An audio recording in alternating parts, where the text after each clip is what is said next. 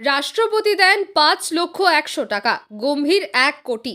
৩ বছরে রাম মন্দিরের জন্য মোট কত অনুদান জমা পড়ল? ৩ বছর আগে রাম মন্দির নির্মাণের জন্য অনুদান সংগ্রহ শুরু হয়েছিল। তার সূচনা করেছিলেন তৎকালীন রাষ্ট্রপতি রামনাথ কোবিন্দ।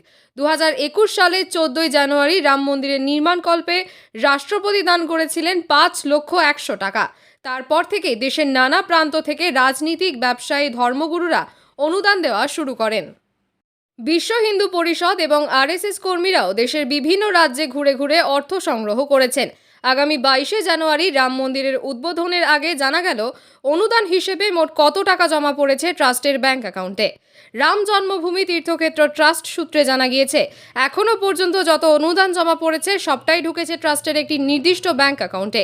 প্রায় প্রতিদিনই অন্তত ২ লক্ষ টাকা করে অনুদান জমা পড়ে। মাসে অনুদানের অঙ্ক দাঁড়ায় ১ কোটি টাকা।